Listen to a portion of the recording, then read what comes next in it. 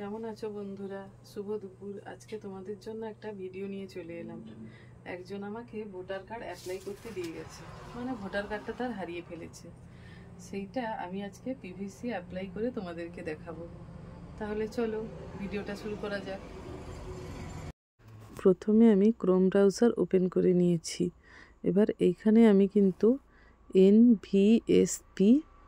NVSP বন্ধুরা মনে রাখবেন, এনভিএসপি লিখে সার্চ করলাম। এবার কি এলো? Voter service portal. এইখানে ক্লিক করলাম। ক্লিক করে এবার আমি ভোটার সার্ভিস পোর্টালের হোম পেজে চলে এলাম। এখানে আমি সাইন আপ অপশানে ক্লিক করলাম।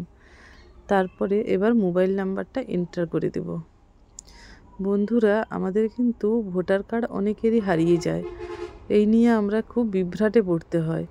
অনেকে বলে থানায় যাও, অনেকে বলে অমুক করো, অনেকে বলে তমুক করো, কিন্তু কারোর কথা না শুনে আপনারা যদি আমার এই ভিডিওটা দেখেন তাহলে কিন্তু নিজেদের ভোটার কার্ডের অ্যাপ্লাই আপনারা নিজেরা করতে পারবেন। এবার দেখুন, আমি এখানে মোবাইল নাম্বার উপরে দিয়ে নিচে ক্যাপচা দিয়ে দিলাম। ক্যাপচা দেওয়ার পরে কন্টিনিউতে ক্লিক করতে দেখাচ্ছে ইউজার অলরেডি এক্সিট, তার মানে আগে থেকে রেজিস্টার আছে।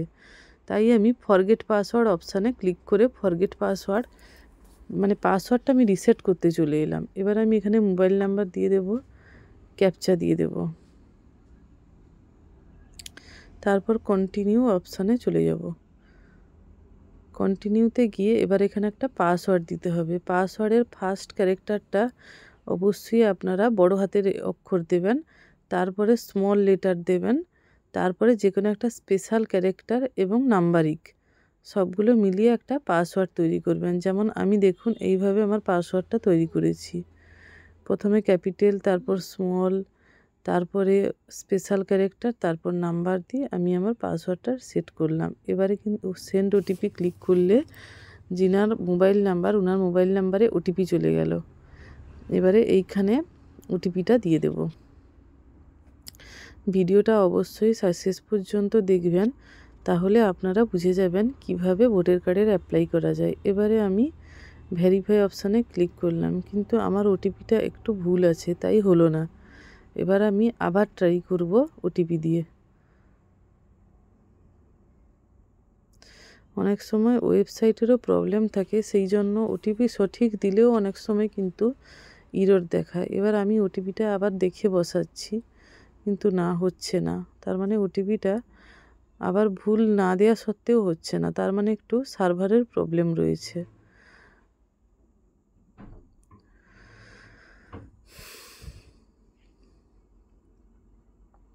এবার আমি আবার রিফ্রেশভাবে কাজটা শুরু করলাম।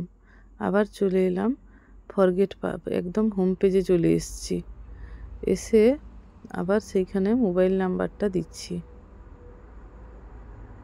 মোবাইল নাম্বার দিয়ে এরপরে আমি যে পাসওয়ার্ডটা করে নিয়েছিলাম সেই পাসওয়ার্ডটা দেব। দেওয়ার পরে নিচে ক্যাপচা কোড বসিয়ে দেব। ক্যাপচা কোডটা উপরেরটা দেখে দেখে নিচে বসাতে হবে। এবার দেখাচ্ছে যে ইনকারেক্ট ইউজার নেম পাসওয়ার্ড, তার মানে পাসওয়ার্ডটা সঠিকভাবে ম্যাচ হচ্ছে না। এবার আমি আবার ফরগেট পাসওয়ার্ড অপশানে চলে এলাম। এসে আবার এখানে আমি মোবাইল নাম্বার দিয়ে দেব। দেওয়ার পরে আবার সেম প্রসেসে আমি ক্যাপচা নিচে বসিয়ে দেব।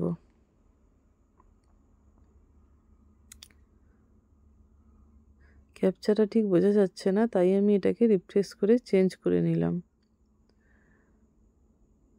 আবার সেম প্রসেসে আমাকে পাসওয়ার্ড রিসেট করতে দেখাচ্ছে, তাই আমি আবার পাসওয়ার্ডটা আবার সেট করে নেব। সেই সেম পাসওয়ার্ডটাই আমি আবার সেট করব। একটু ভুল হয়ে গেছে আমার, স্পেশাল ক্যারেক্টারের জায়গায় শিপটা কম চাপার জন্য 2 বসে গেছিলো, তাই আমি আবার পাসওয়ার্ডটাকে আবার করে নিচ্ছি।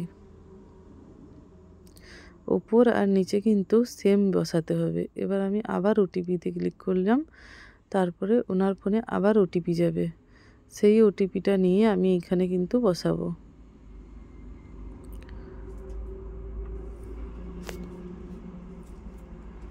ওটিপিটা এবার আমি ঠিকঠাক করে ওটিপিটা বসাচ্ছি। এবার verify and create a new password. এবার আমি সাকসেসফুলভাবে পাসওয়ার্ডটা ক্রিয়েট করতে পারলাম।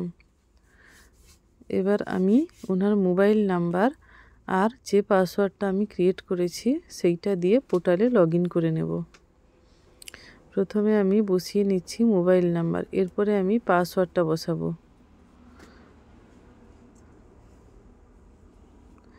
এবার ক্যাপচা কোডটা বসিয়ে দেব।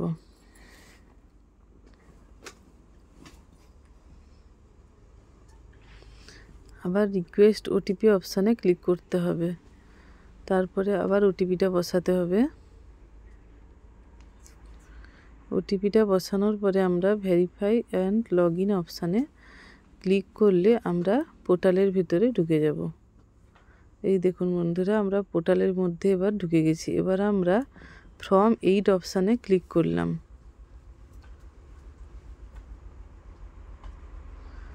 এইবার এখানে আমরা আধার ইলেক্টর সেটিং করে এন্টার এপিক মানে ভোটার কার্ডের নাম্বারটা বসিয়ে দেব।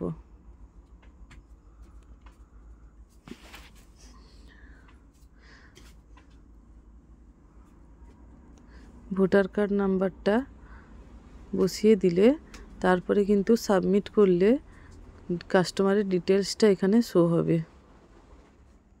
এই দেখুন, আমি ভোটার কার্ডের নাম্বারটা দেখে বসিয়ে নিচ্ছি। ওনার কাছে একটা জেরক্স কপি ছিল, সেইটা থেকে বসিয়ে নিলাম। এবার আমি issue of replacement epic without correction অপশানে ক্লিক করলাম, তারপরে এন্টার করলাম। এবার ওনার ডিটেলসটা দেখাচ্ছে। এবার আমি নেক্সট অপশানে ক্লিক করব।